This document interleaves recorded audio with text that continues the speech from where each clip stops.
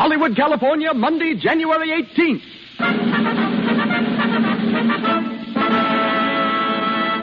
The Lux Radio Theater presents Edward G. Robinson in Criminal Code with Beverly Roberts, Paul Guilfoyle, and Noel Madison.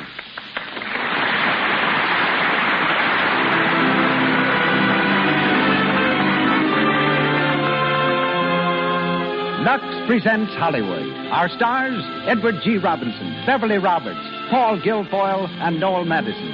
Our guests, James B. Holohan, recent warden of San Quentin Prison, and Gladys Lloyd, former stage star, and now Mrs. Edward G. Robinson. Our producer, Cecil B. DeMille. Our conductor, Louis Silvers. Once again, the makers of Lux Flakes welcome you all to another hour in Hollywood at the Lux Radio Theater.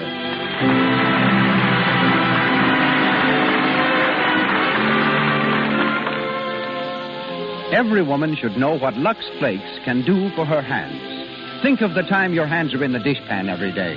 The wrong soap can do a lot of damage. It may contain harmful alkali that dries up the oils which protect your skin and keep it soft. Then your hands look red, rough, and old. Lux Flakes contain no harmful alkali. They are like a beauty care for your hands. Yet Lux for all your dishes costs less than 1 cent a day. Keep your hands lovely. Start using Lux for dishes tomorrow. Ladies and gentlemen, Mr. Cecil B. DeMille.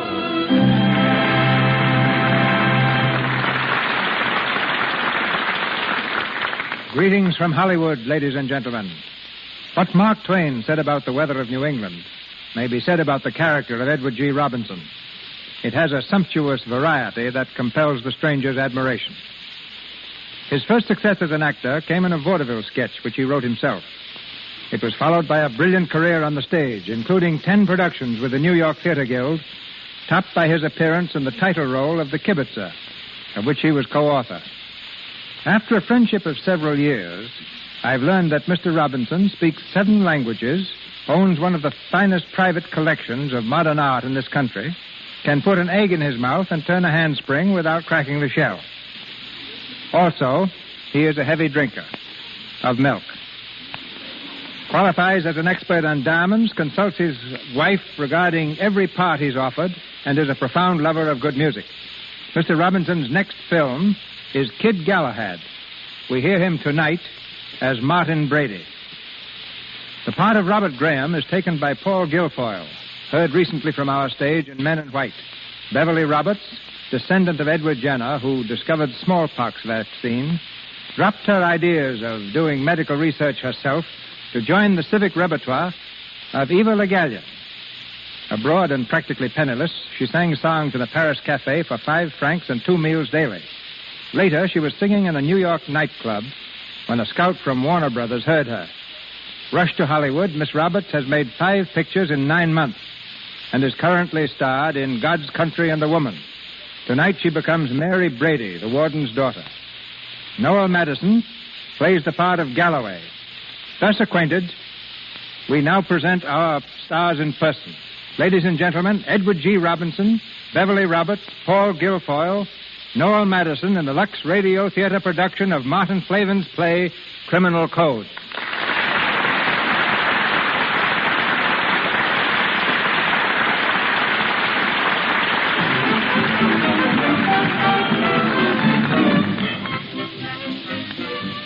There's a Saturday night crowd in Spelman's Place, a cafe of doubtful reputation. Seeming curiously out of place in these surroundings is Bob Graham, a well-bred, good-looking young fellow of 22. He dances with a girl who looks up at him through half-closed eyes. Well, music, ain't it? Yeah, it's awful hot in here, though. Want to go outside for a walk? Who, me? No, I'm all right. Atta, baby. You know, it was swell of you to bring me here. I mean, not knowing me, hardly and all. Oh, it was swell of you. I mean it. What's your name? Bob. Bob Graham. Hey, there's that fellow again. Who? The fellow's been staring at you all the time. Oh, don't pay no attention to him. Do you know him? Yes, in a way. His name's Parker. I don't like the way he's looking at you. It's insulting, like he owns you. Oh, forget it. Come on back to the table.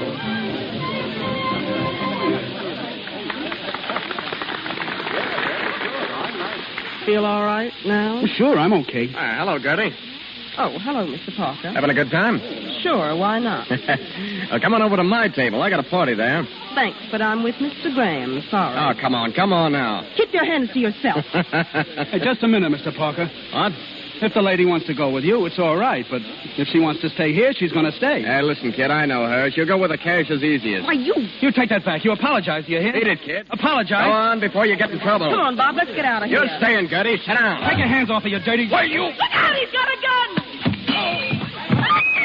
What happened? He hit him with a bottle.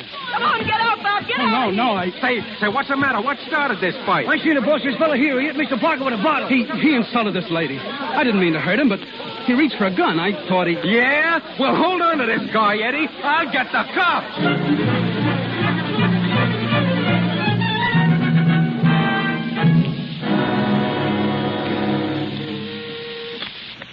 Hello, District Attorney's office. Hello, Mr. Brady's wire is busy now. Hello, District Attorney's office. Mr. Brady is busy just now. Will you hold on? All right, what about it? Only happened Saturday night. Give me a chance.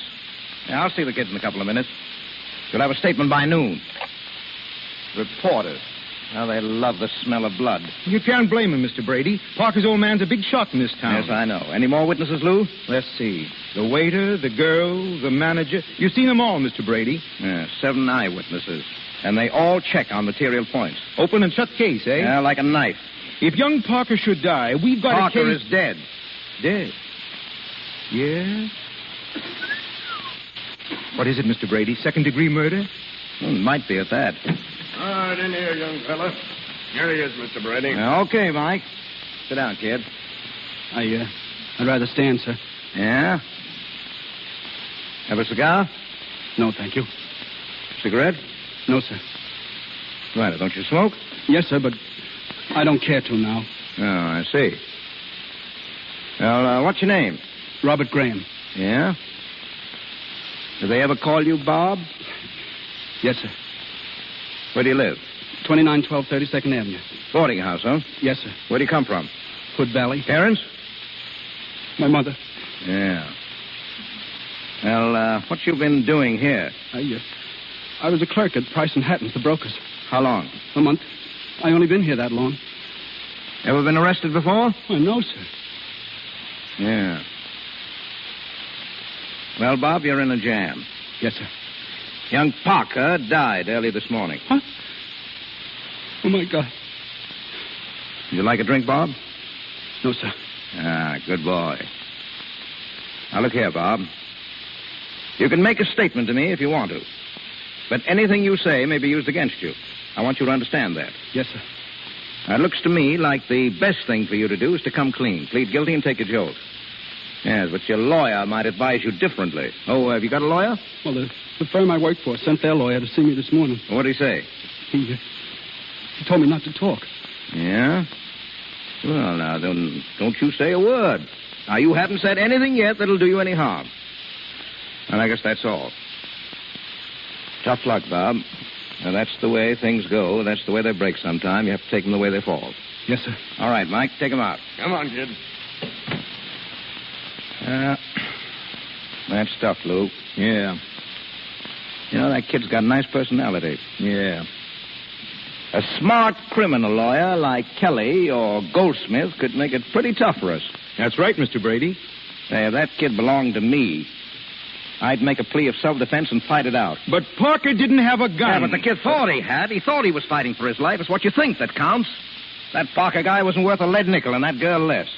I'd get a disagreement at the worst, a year's delay, and a new trial. I'd get him off. He'd never serve a day. Yeah, I guess you could, Mr. Brady. A thing like this could happen to anyone. Me, you, anyone. Just a rotten break, that's all.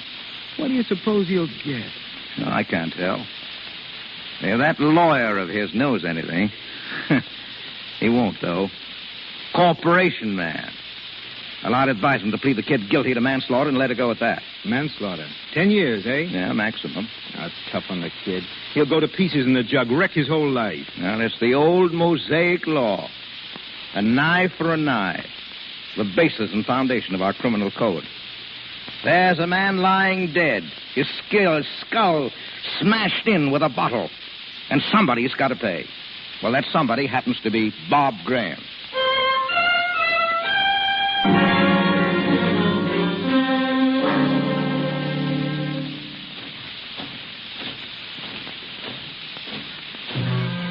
Robert Graham, manslaughter, 10 years, number 23499. Have him photographed and fingerprinted. Pier 82, cell 6.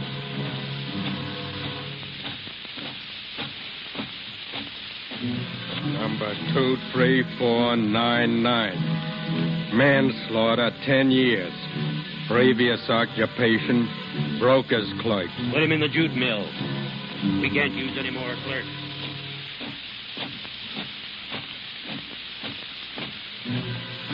Two, 3-4-9-9. Served 6 out of 10. Needs medical attention. Send him over to the lab. Have Dr. Ryan give him an examination.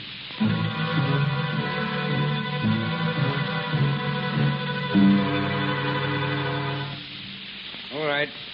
You can put on your shirt now. You're not sick, do you understand? You say you have no appetite. You can't sleep. But physically, you're not sick. What do you say, Dr. Kellogg? Nothing physically wrong. You see, I can find nothing wrong with you. My assistant can find nothing wrong with you. You're neurotic. Outside, I should prescribe a change in the mountains of the sea. It's not medicine you need, you understand. Look at me. Look at me, I say. How long have you been here? 6 years. You can go. Jute mill, 6 years. You can see it in his eyes. Environmental, mechanistic occupation, neurotic, heaven knows what else. No, but you can't find them with a stethoscope, eh, Doctor? As you say, Dr. Reinwolf. It's a pity. Yes, a pity. There's something there worth saving, and it's almost gone. This is the medical lab, Mart. Hello, Dr. Reinwolf. Want you to meet the new warden, Mart Brady. How are you, Doctor? How do you do? You remember Brady, Doc. Used to be district attorney. Ought to be governor of the state by rights, You're a little early, Mac. I'm showing Mr. Brady around the prison, Doc. Thought we'd drop in and say hello. Of course. Regular hospital here, Mart. Drugstore, x-rays, operating rooms, everything. You ought to see it. Better get going now, though. We got to see the jute mill before the whistle blows. So long, Doc. See you later. Well, I'm glad to have met you, Doctor. Thank you. I'd like to see all around your plant sometime. I'll be very glad to show you, Well, that's Warden. fine. If there's anything I can ever do to help you, just let me know. Thank you. I will.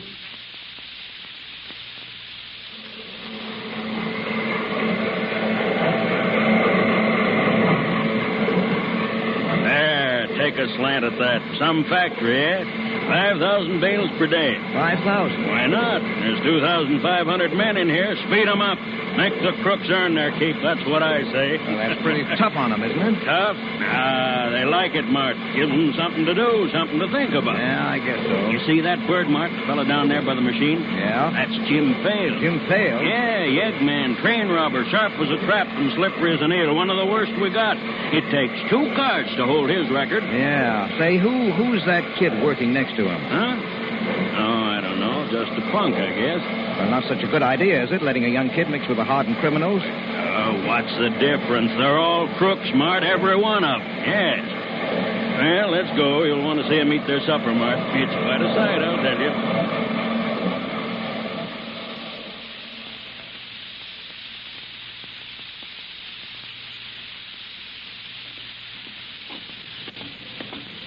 And right after supper, we stick them in the cells. This is the new cell block right here, Mart. You see those men standing in line outside the cages? Yeah. When the bell rings again, you'll see a funny thing, Mart. Yeah, what are they doing there? Anything they like. Talk, smoke, read, play cards, anything. Till 9 o'clock. No, that's tough. That's pretty tough. No, they like it. They're champing at the bit to get in now. Keep your eyes open, Mart. Mark time. Now.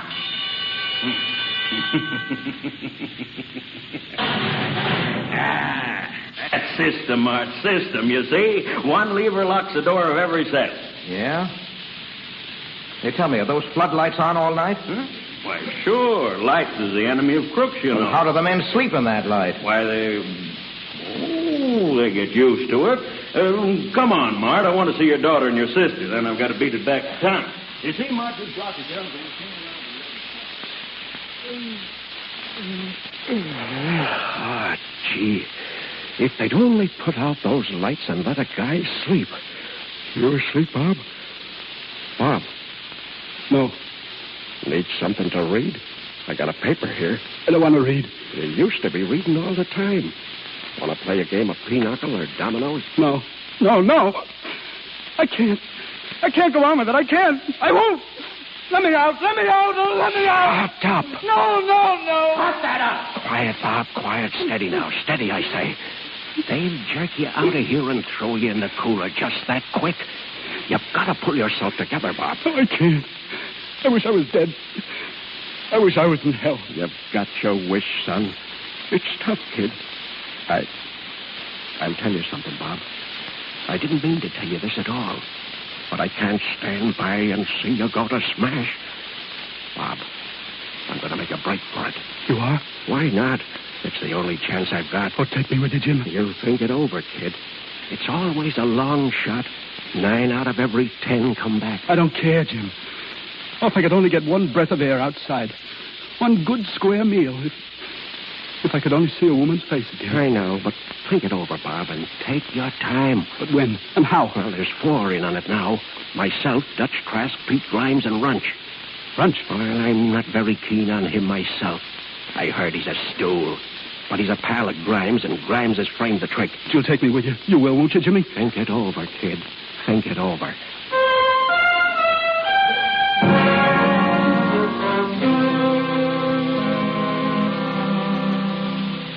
I tell you, Mary, this is no place for your father. He'll never be happy here. A man who should be sitting in the governor's mansion. Oh, stop it, Aunt Jenny. This is Dad's job now, and he's got to do it. But living here, inside the prison, I'll never get used to it. It gives me the creeps. And all the children put to bed for the night. You know where they are, Mart? Every one of them. Yeah, we know that. Hello, Dad. Hello, Mary. Hello, Max. Well, Mary, how are you, dear? How are you, Miss Brady? I shall never get accustomed to this, Mr. McManus. No, don't say that, Miss Brady. Oh, it's horrible. Horrible. Oh, Dad, before I forget, Dr. Reinwolf called. Yes? It's about some prisoner. He'd like you to see him personally. Here's the name. I wrote it down. Robert Graham, 23499. Recommend change of environment. Graham. That name's familiar, but... Hello? Call Dr. Reinwolf, please. Tell him I'll see that prisoner tonight. All right, I'll see him now. What is it? You have your dinner now, sir? Yes. Run along, Mary. I'll be with you in a minute. Come on, Auntie. You staying, Max? No, but I'll be up again soon. Goodbye, Mary. Bye, Miss Brady. I'm afraid so.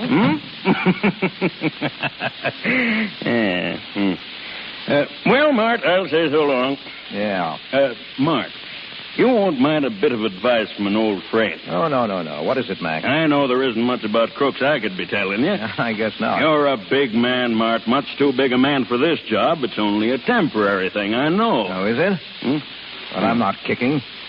You've got to play the cards the way they fall. They've shelved you for a while, but, well, don't let anything go wrong in here. Don't let them get anything on you, Mart. Yes, I know. There's only one way you can run a prison. Heels on their necks. Now, don't pay too much attention to Reinwolf. He's a good doctor, but he's a nut. He's full of theories about this and that. Yeah? Now, Captain Gleason, he's your best bet. Level-headed, cold as ice, and he knows the game from A to Z. Eternal vigilance. That's the ticket. Don't let him pull any monkey tricks. Yes, I'll take care of it. A jailbreak or a killing, Mart. You know what that would mean. Sure. Well, I gotta beat it or I'll miss my train. Goodbye and good luck, Mart. Thanks, Mac. So long. So long, Mac. Come in. Come on, in you go. Evening, Warden. Evening, Captain. Here's number 23499, Warden. Dr. Reinwolf said you'd see him. That's right. Here's his record, sir. Oh, thanks. Sit down, Graham. Your name is Graham, isn't it? Look up here. Do they ever call you Bob? You hear the warden talking to you? Now, easy, Gleason. Well, Bob, I don't know what you're here for. These cars don't tell much of a story, It's but... the Parker case, Mr. Brady. Parker? Yes, sir. Young Parker that was killed 6 years ago. Yeah? Oh, yeah. Yeah, I remember now. Well... Well, Dr. Reinwald recommends a change of environment. I guess he means take you out of the jute mill. Would you like that, Bob? Would you? I don't care. You can do what you want. How would you like to be my chauffeur? I need one. I don't care. Dad, we're waiting. Oh. I didn't know you were busy. Oh, that's all right, Mary. This is Bob Graham. He's going to be our chauffeur. Oh. Are you? Well, I'm sure you'll be a good one. Well, thanks. Thank you. I'll do my best. Good boy. We'll get along all right, won't we, son? Why, sure, we'll get along fine.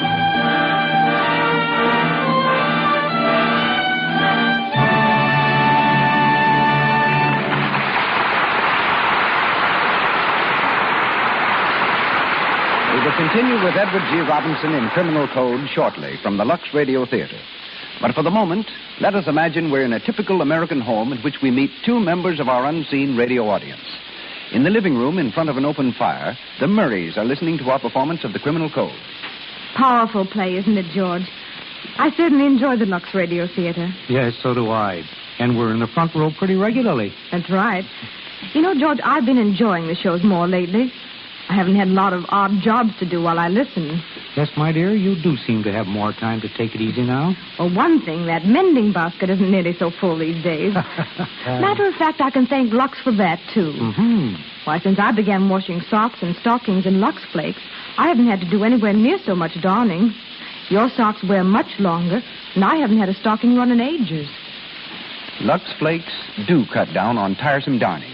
You don't have to mend nearly so many stocking runs or holes in the men folks' socks either. That's because Lux saves the elasticity of the threads. Instead of breaking so easily under strains, the threads can give. They can stretch, then spring right back into shape. Naturally, you don't get nearly so many runs or holes. So, to keep your stockings and your husband's socks in good condition longer, always use Lux Flakes. Once again, Mr. DeMille. We continue with Criminal Code, starring Edward G. Robinson with Beverly Roberts, Paul Guilfoyle, and Noel Madison.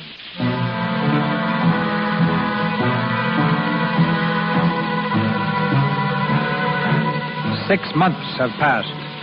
Prison routine has droned endlessly on, interrupted only by Jimmy Fales' futile break for freedom. In the living room of the warden's apartment, Mary is fastening the buckles of a suitcase. Dr. Reinwolf appears in the archway. Oh, excuse me. Yes? Oh, Dr. Reinwolf. Come in. Miss Brady, your father tells me you're going away. Well, just for a week or 10 days. Won't you sit down? Oh, thank you. No, I'm sorry that you're going, even for so short a time. The miracle that you performed in 6 short months... Miracle? Yes. The reconstruction of a man. Oh. You mean Bob? Bob Graham? Yes. Well, what have I to do with that? I don't know.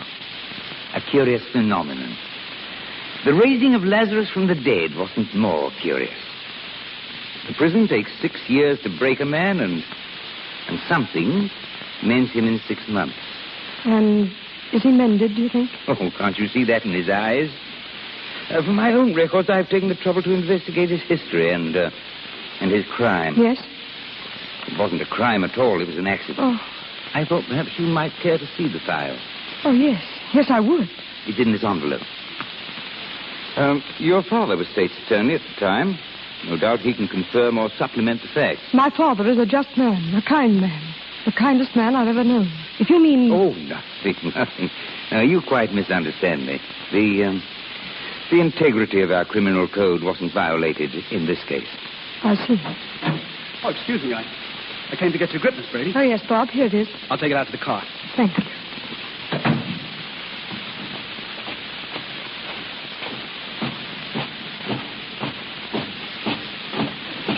Hey, Bob. Bob. Oh, hello, Galloway. How they coming, kid? All right. Pretty soft now, eh? Working for the warden. Well, it's better. Yeah. They got me running errands for Gleason. The rat. Come here. Know what they did with Fales and Trask and Grimes for trying that break? No. Solitary for 8 months. That's what they got. 8 months? Somebody's got to pay for that. Somebody'll get that rotten squealer. Runch? Who else? There aren't walls thick enough nor guards enough to save his life. Oh, but he didn't know what he was saying, Galloway. They made him tell. I know what they did. But that don't let him out. Runch squealed. Turned up his pals. He's got to pay for that. But how? How should I know? But he's working up in the warden's office these days. So watch your step unless you want to get into a jam. I don't. But what? How? Keep clear of him, that's all. The guard's watching us. So long, Bob. So long, Galloway.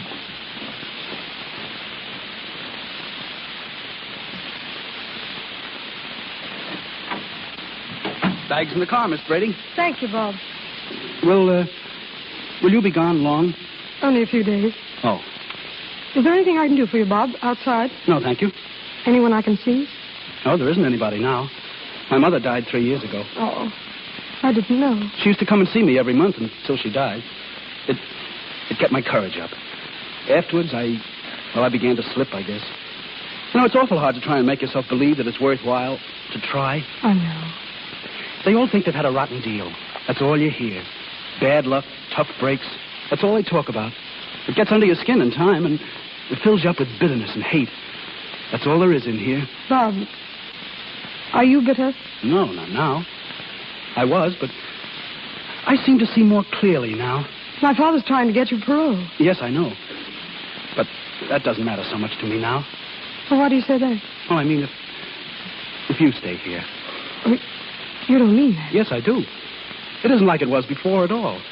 If I can see you every day, just to see you, then when they lock me up at night, there's something to think about, to wait for until tomorrow. Bob, what will you do when you're free again? I don't know. I've thought a lot about it, too. Do you think it'll make any difference to people? What? That I've been in prison? It shouldn't. No, it shouldn't, should it? When a thing is paid for, that should end it, but... Well, they don't think that in here. They say it does. They say that's why so many who go out come back. Would it make any difference to you? No, Bob. Mary. For heaven's sake, Mary, are you still here? Why, I'm just leaving Aunt Jenny. Goodbye. Goodbye, dear. Have a good time. Goodbye, Bob. I'll walk to the car with you.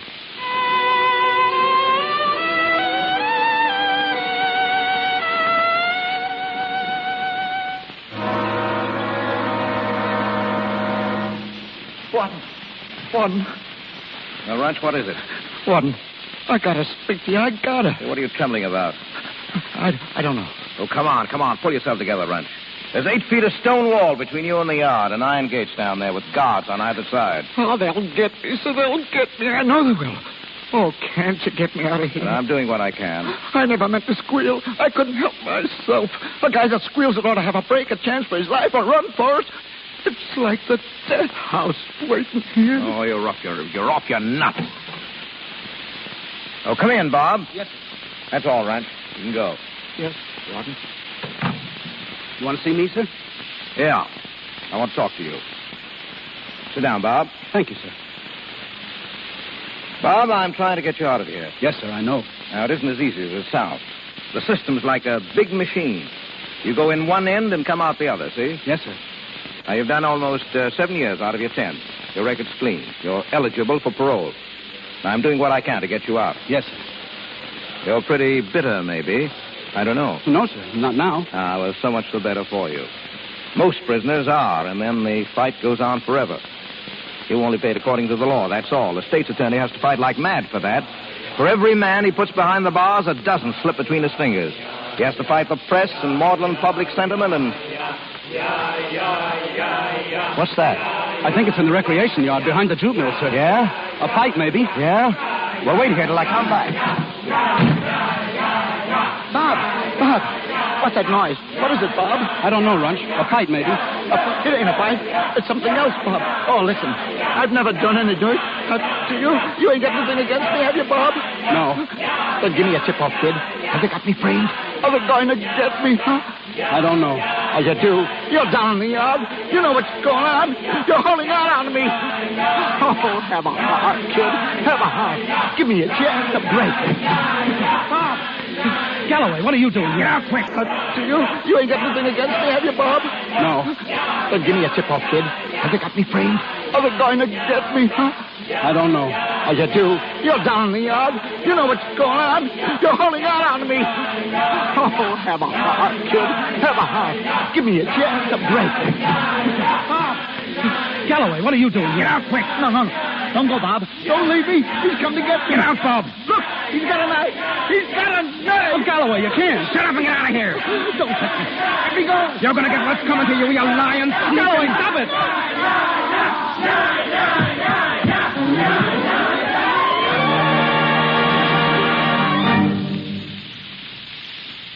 Well, Doctor? Come on. What is it? He's dead, Warden. Dead. Stabbed in the back. All right, Doc. Cover him up. I'll send for you later. I'll be in my office. Gleason, Yes, Warden? how did it happen? How could it happen? That commotion in the yard. They drew you out of here and gave it to him in the back. Yes, I know, but who did this? If you ask me, Warden, it was that driver of yours that turned the trick, young Graham. Graham? Oh, you're crazy, Gleason. Why would he? What was this to him? You never can tell what's working in their heads. Oh, forget it. The bird who planned this trick came either from the prison corridor or from the hall. Graham. Go on, use your nut. I tell you, he didn't do it. He was here when you left. If he didn't murder Runch, he must know who did. Yeah, I guess that's right, Gleason. I guess he does. So, come in, Bob. Yes, sir. Oh, Gleason. Yes. You better round up the clerks in the turnkey's office. Check them all for bloodstains before they have a chance to wash them off. Right. Bob, come here. Look at me. You didn't kill Runch, did you? No, sir. Yeah, I didn't think you did. It was a skillful, crafty trick. They cleared the way to both those doors. They knew the racket in the yard would draw the saphead guard off the inner gate. They thought of everything except that you were in this room just before it happened. Now, who killed him, Bob? Who killed him? I don't know. Yeah? I'm afraid you can't get away with that, my boy. I go out of this room and leave you here, and Runch is alive. When I come back, you're outside in the hall, white as chalk, and Runch is dead or dying. Now, you knew that, didn't you? Yes. Yes. And yet you say you don't know who did it. Now, you're lying, Bob. Lying to shield a murderer. A man who crept in here with a knife and struck that poor defenseless creature down. Is that worthwhile? A man is dead, Bob. The law says someone has to pay for that. I didn't kill him. Yes, I know that, Bob. I didn't even know. I wasn't even in on it. I'll swear to that. Yeah, sure, Bob. I understand that. But there'll be an inquest. An inquest? Yeah, that's right. The long arm of the law will reach right through these gates. The same law that's outside. You didn't think of that? No, sir. Now, what did you say to the coroner's jury then? Nothing. Oh, you can't get away with that.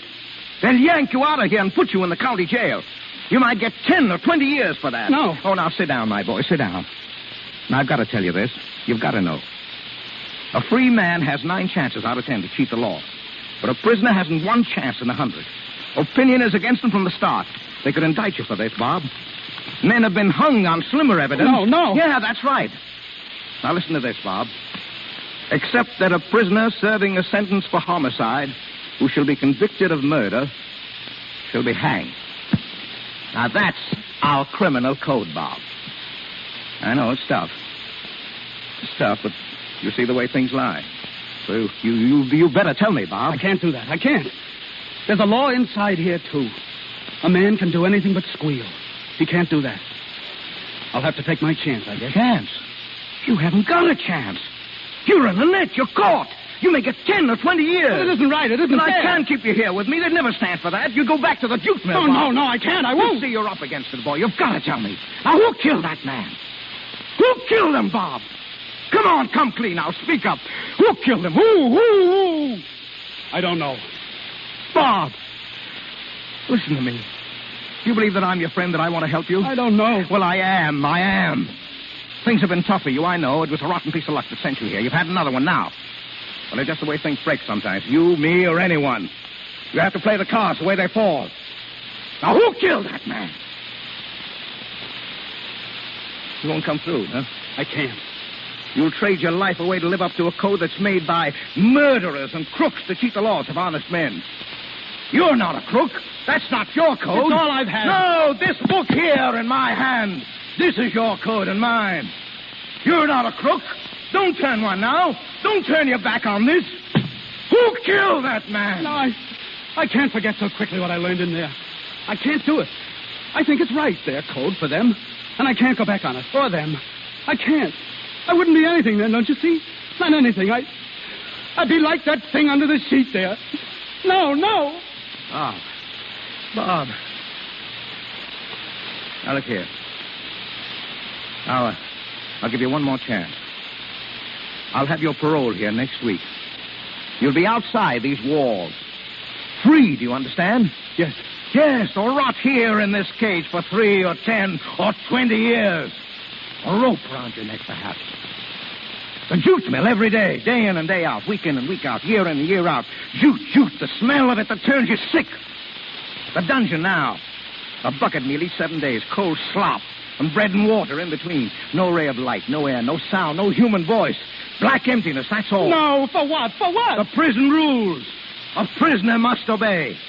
Come on now. Who killed that man? Who killed that man? Come on now, think fast, Bob. Think fast. Who killed him?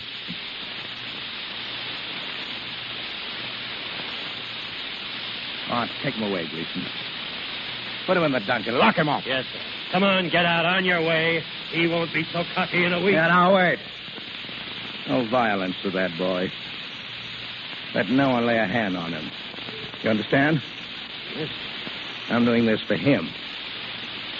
For him. I've got to save him, do you see?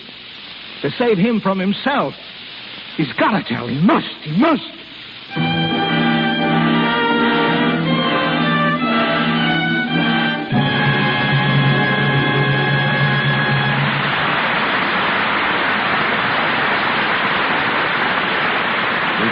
For station identification.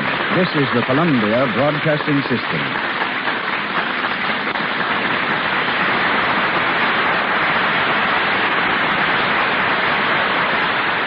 This is KNX Los Angeles, the voice of Hollywood.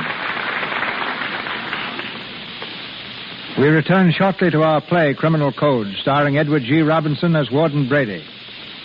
We hear next from a man who last April terminated nearly 9 years of office as warden of the largest penitentiary in the United States, San Quentin. One-time United States Marshal and County Sheriff, he is now State Senator James B. Holohan. The Lux Radio Theater takes you to the capital of California, Sacramento.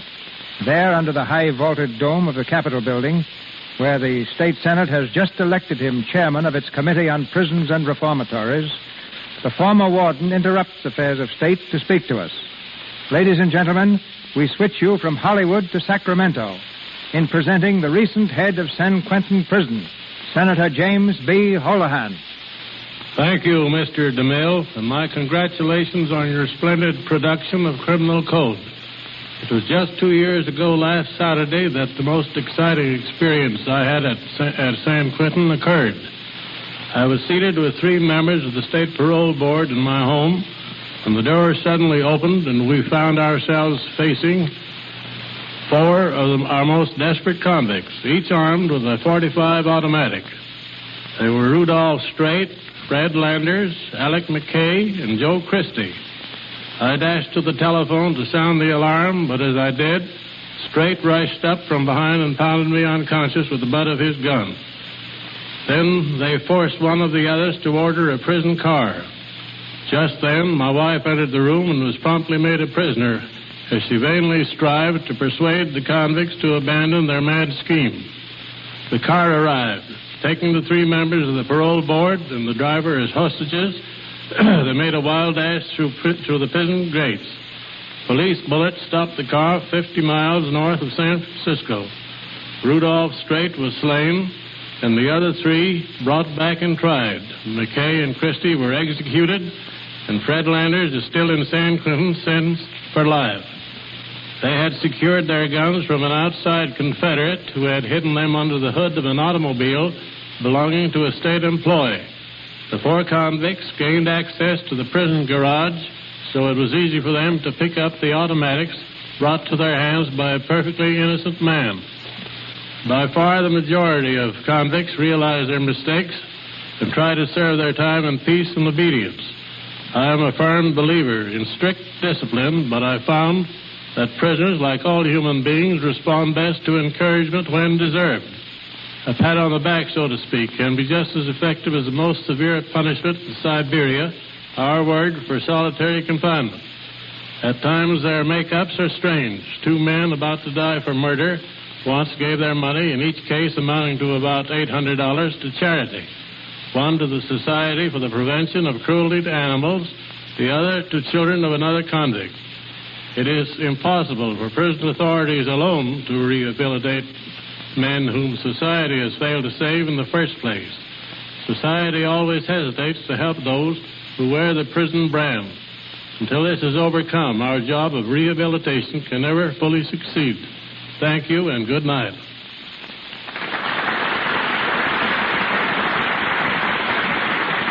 Thank you, Senator Holohan.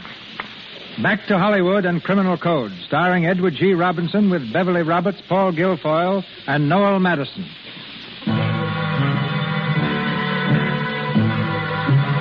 A week has gone by. A week Graham has spent in the darkness, solitude, and horror of a cell beneath the ground. During their hour of exercise, his fellow convicts mill aimlessly about in the prison yard. Then Galloway, lurking in the shadow of a wall, hails a white-faced prisoner. Jerry. Over here. Oh, Galloway. You're late. Yeah, I know. I couldn't help it. The warden's daughter just got back. I had to carry her grip from the car. Hey, I only got a minute, Galloway. That's time enough. Now listen to me. When you go back to the garage, go past the cookhouse, see? You meet Joe McNamee. You stop and speak to him, understand? Yeah. And slip him this. A knife? Take it. A shoemaker's knife. Hey, how did you get it? Never mind. It's for Bob Graham. For him? Hey, how could they get a knife down there? I've heard of putting things in bucket fees, slipping them right through 6-foot walls. Oh, yeah, but it's an awful chance, Galloway. Well, what of it? Have you ever been down there where he is? No. Well, I have. I know what it's like. Leeson's been going down there 20 times a day, beating him up, trying to pry it out of him. Yeah, but a knife, what good's a knife to him? Not much, maybe. But it's an out. A two-way out. To end the torture or... Yeah. And the kid's been game. Dead game. We owe him something. Oh, yeah. Sometimes I feel like... Like what? Nothing. Go on, the guard's looking at us.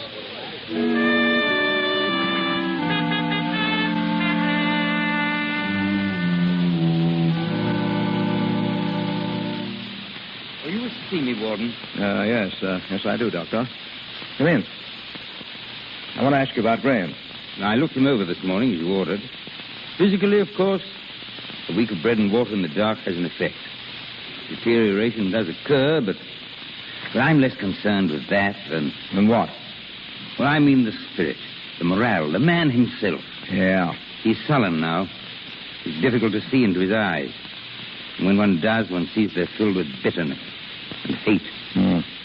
There's no trace of what I found in them before. That spark worth saving. It's a pity. Yeah. Father. Oh, Mary. Well, how are you, sweetheart? You can go now, Doctor. Good. I'll see him again tonight. Go.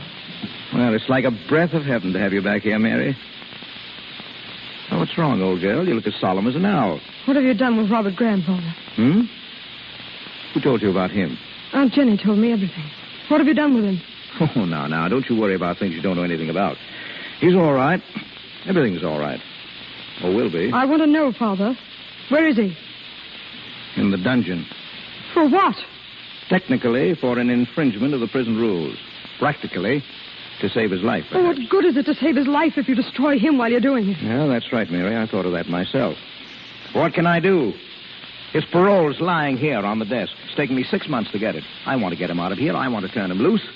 Well, then I can't. He's tied my hands. I can't. You can. You must. Yeah? What would you do? I'd set him free tonight. Oh, you're just a kid. You don't know anything about these things. But I do. I'd set him free, and then I'd fight for him. He's done nothing wrong. He's only doing what he thinks is right. It's what you think that counts. That's right. A man like you could find a way to save him.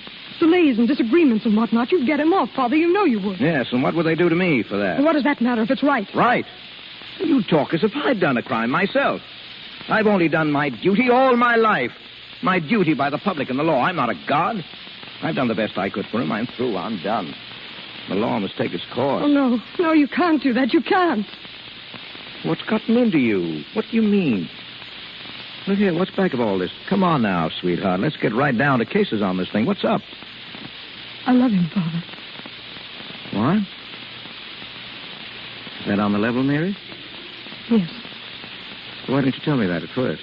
I wanted you to do it because it was right, not just for me. I see. Well, how long has this been going on? It hasn't gone on at all. He's never said a thing to me. But I've read it in his eyes. That's why I went away, to see, to find out just how much I cared. And whether it would make a difference to me that he'd been in prison. Well? Oh, no, it doesn't. I'm sorry if it hurts your father. Oh, no. You can't help that, Mary. Love? Well, you have to take it when and where it comes. You're not a child.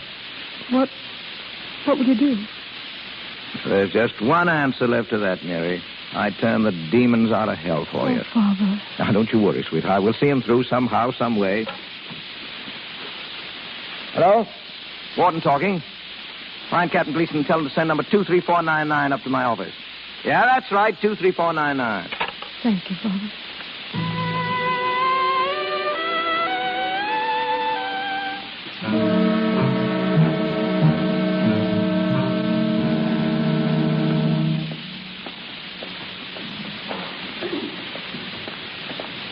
Come on, Kurt. Look sharp. I don't want to spend the night in here. Yes, sir. Yes, sir, Captain. You got a pocket flash? Yes, sir. Now then, make a light. Like as pitch. There's the cell. Open up. Yes, sir. Come out here, you. Come out, you hear what I say? Get him out of there. He's laying down there in the corner. I think he's sick, Captain. Sick? He was all right an hour ago. Maybe, but now I think he's sick. Unconscious. You're nuts. Why should he be? Well, you know, you smashed him pretty hard today, Captain. I only hit him once, and with my fist. Go up and get Dr. Reinwald. I'll need the flashlight, Captain. All right, but hurry. Yes, sir. I don't want to be stuck here in the dark all night. Right back, Captain. You can't do anything with these mother ways. The crooks. Hey, what's that? Who's there? Who's there?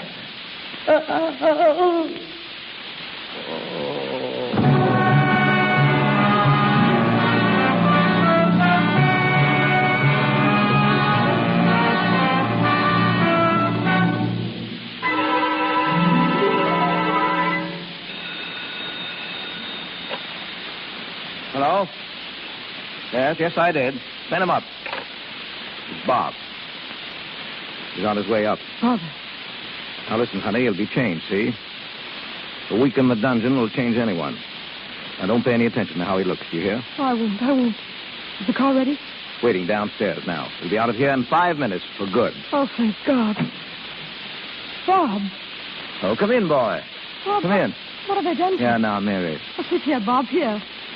Yeah, thanks. No, Bob, I'm sorry for what's happened. I've done the best I could for you. For everyone. Your parole has come. I'm going to send you out tonight. What? That's right, Bob. I've got it here, you see? Only came this morning. Oh, and here's a pass to take you through the gate. No. Sure, we'll beat them, Bob. I don't know how, but we'll beat them some way. No. It's too late. Too late? What do you mean? You say that? Gleason. I just killed him. Oh, What? God. Think what you're saying, boy. You couldn't. I killed him. I didn't know, you see. I thought he'd only come to torture me again. I couldn't stand it anymore. I didn't have the strength. He's come so many times to threaten me and beat me. I couldn't stand it anymore. I couldn't. Oh, God. I killed him. I'm not sorry. No one has any right to make another being suffer as I did in there. Father. Oh, I can't beat this, Mary. I can't. They know it now. They're looking for him in the yard. No, there must be some way, nothing, some way. Mary, nothing. Well, it's just the way the things break sometimes, the way they break.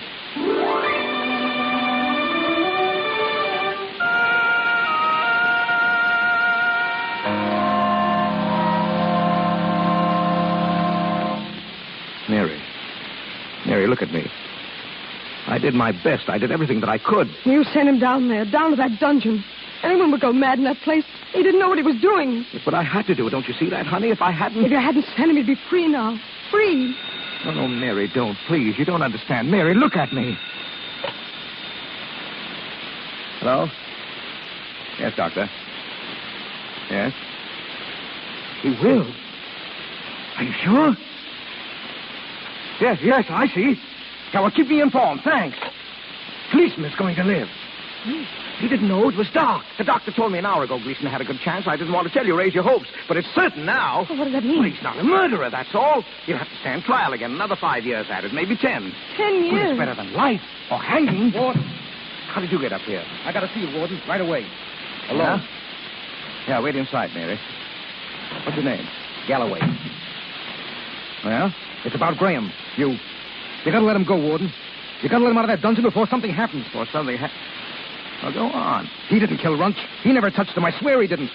Now, you were in here when Runch was killed. I did it. You? Yes, me. I'm telling you now, so you lay off the kid. Let him alone. Get him up out of there before you knife somebody. What? Well, you're too late, Galloway. You're an hour too late. He knifed Gleason down there an hour ago. Is Gleason dead? No. Well, that won't help Graham much. But that boy was leaving here tonight. I have his parole on my desk. He was walking out of here a free man. And now he stays 10 years. He'll never live it out. 10 years because you waited till it was too late. But he didn't kill Runch. I told you. He's young, got his whole life before him. A chance for a home and kids. And what happens? He goes crazy mad in the dungeon and knives a guard. He didn't know what he was doing, but he pays for it just the same. Listen to me. He didn't kill Runch. And he didn't knife Gleason either, see? Because I did it. What? I did it. Yeah? What about Graham's confession? He was off his nut down there in solitary. Maybe he wanted to kill Gleason. Maybe he thought he did. Well, how could you have done it? I've got the run of the place, ain't I? I grabbed the key from the office. I let myself in the side door. I knifed Gleason. Do you know what you're confessing to? Sure. A man can only be hung once. Will you sign a statement? Any time you want. All right, Galloway. Go now. Report to Kurtz. Right. Mary! Mary! Yes. Bob's free, Mary. He can leave any time. Free? Yes, he didn't do it, see? But he said... He didn't do it. He didn't know what he was saying. I'm letting him out now. Oh, Father. Well, it's all right, honey. It's all right. He's paid his debt, more than paid it. He had a rotten deal, but now he's got a break, and we'll play it, honey, all of us. We'll play it the way it falls.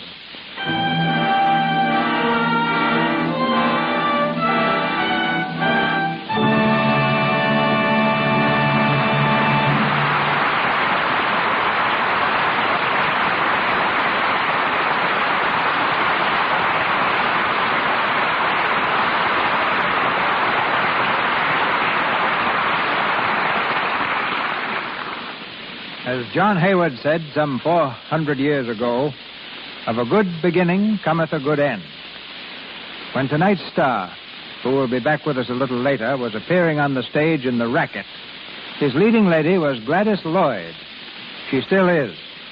Only now her name is Mrs. Edward G. Robinson. A gracious hostess, a devoted mother, and one much interested in the cultural activities of the film capital. She's just returned from Europe with her husband. And as one who's been their guest several times, I'm delighted to reverse our positions and present Mrs. Edward G. Robinson.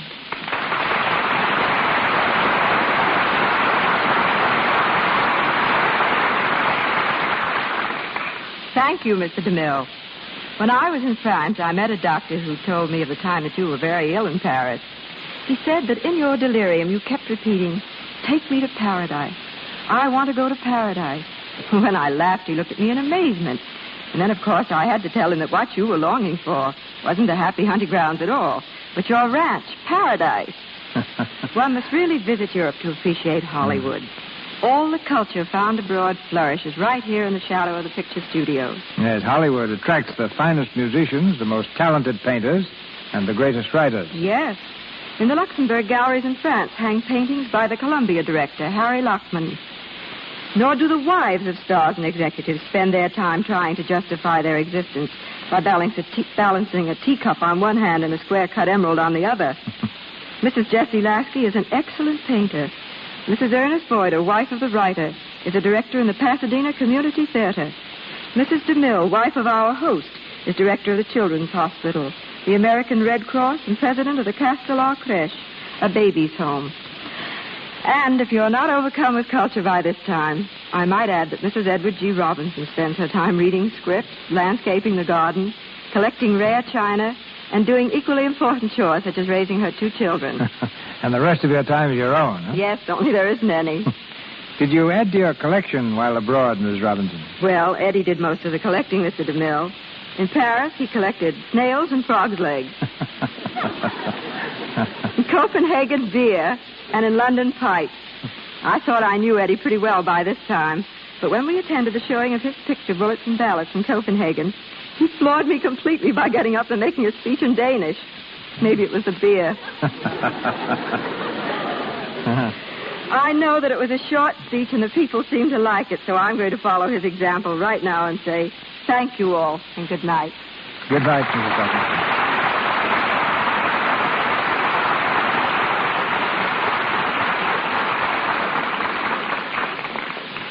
And now, a word from the other half of the Robinson household. Ladies and gentlemen, Mr. Edward G. Robinson.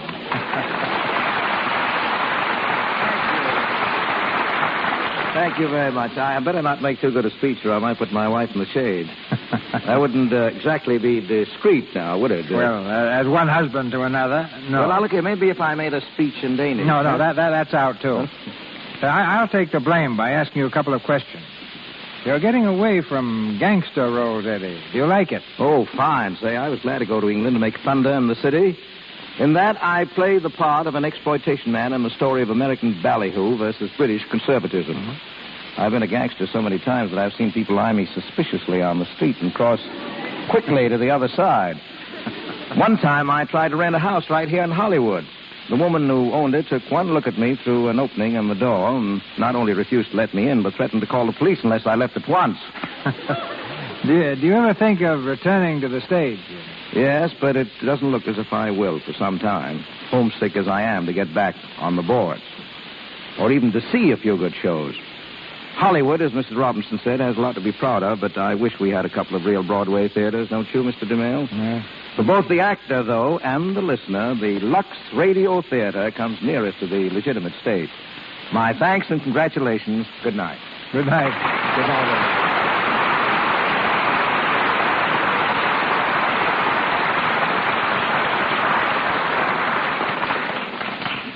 Thank you, Mr. Robinson. Ladies and gentlemen, this is your announcer, Melva Ruick. Mr. DeMille tells us of next week's program shortly. Our cast tonight included Walter Kingsford as Dr. Reinwolf, Lou Merrill as McManus, Earl Ross as Gleason, William Williams as Kellogg, Richard Abbott as Kurtz, Ernie Adams as Runch, Justina Wayne as Miss Brady, Joe Franz as Jim Fales, Hilda Haywood as Gertrude, Margaret Brayton as the operator, Ross Forrester as Jerry, David Kerman as the waiter, and Frank Nelson as Mike. Mr. Robinson and Miss Roberts appeared through courtesy of Warner Brothers. Mr. Guilfoyle, RKO. Mr. DeMille, Paramount. And Mr. Silvers, 20th Century Fox, where he was in charge of music for the new Shirley Temple film, Stowaway. Once again, Mr. DeMille. If the letters you write us are any indication, no star has appeared in the Lux Radio Theater enjoys greater popularity than Jeanette MacDonald. Her glorious voice comes to us again next Monday night in Tonight or Never, a play with music that ran on Broadway for more than 250 performances and was a tremendous success on the screen.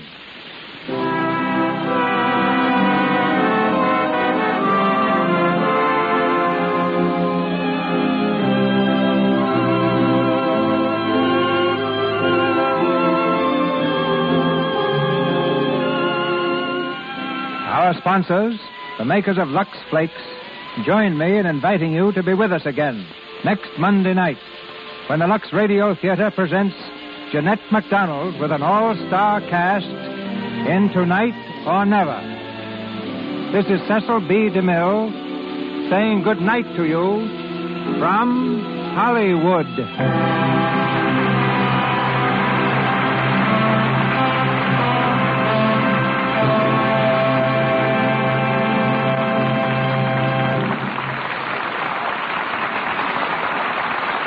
This is the Columbia Broadcasting System.